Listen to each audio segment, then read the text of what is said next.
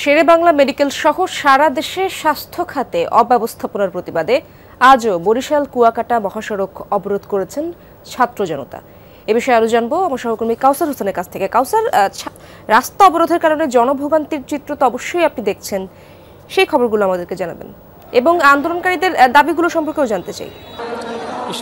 পূর্ব ঘোষিত কর্মসূচির অংশ হিসেবেই ছাত্র জনতার ব্যানারে বেলা 11:30টার দিকে এখানে বরিশাল যে কেন্দ্রীয় বাস টার্মিনাল নথুল্লাবাদ, এখানে ছাত্র জনতা এখানে জড়ো হয়। তবে পূর্ব ঘোষিত কর্মসূচি যেহেতু এখানে যাতে কোনো ধরনের জনদুর্ভোগ সৃষ্টি না হয়, এজন্য সেনাবাহিনী এবং পুলিশের সদস্যরা আগে থেকেই এখানে অংশ নিয়েছিলেন বা জড়ো হয়েছিলেন।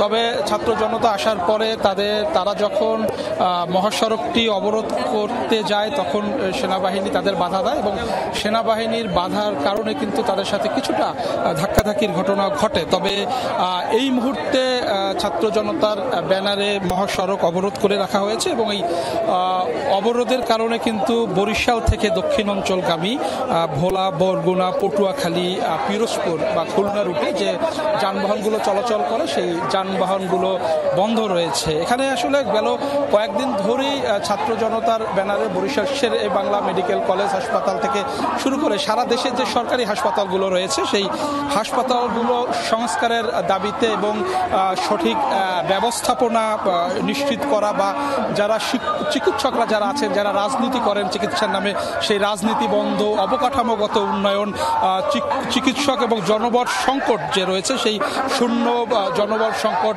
নিরসন, সরকারি ঔষধ যাতে সাধারণ মানুষ পায় সেটি নিশ্চিত করা এবং একটি টাস্ক ফোর্স গঠনের মাধ্যমে স্বাস্থ্যসেবা পুরো বিষয়টি আসলে পর্যবেক্ষণ করা এবং যে চিকিৎসা স্বাস্থ্য সংস্কার কমিশন রয়েছে, যেই কমিশনে যারা রয়েছে তারা যাতে সাধারণ মানুষের সাথে কথা বলে বা একটি গণশুনানির মাধ্যমে যে সমস্যাগুলো রয়েছে সরকারি হাসপাতালগুলোতে সেই সমস্যাগুলো তুলে আনেন এবং সেই অনুযায়ী সুপারিশ করে ব্যবস্থা নেন। এবং সেই দাবিতেই কিন্তু গেল কয়েকদিন ধরে এখানে যারা ছাত্র জনতা রয়েছে তারা আন্দোলন করছেন এবং তারা বলছেন যতক্ষণ পর্যন্ত তাদের এই দাবি দেওয়া মেনে না নেওয়া হবে ততক্ষণ তাদের এই বরিশাল ব্লকের যে কর্মসূচি সেটি চলবে। এবং গতকাল কিন্তু তারা জানিয়েছিলেন যে সরকারের পক্ষ থেকে তাদের সাথে যোগাযোগ করা হয়েছিল, কিন্তু তারা বলছেন যে এখানে এসে তাদের যে দাবি দেওয়া সেটি নিশ্চিত করতে হবে, তা না হলে তাদের এই আন্দোলন চলবে। কাউসার, ধন্যবাদ আপনাকে।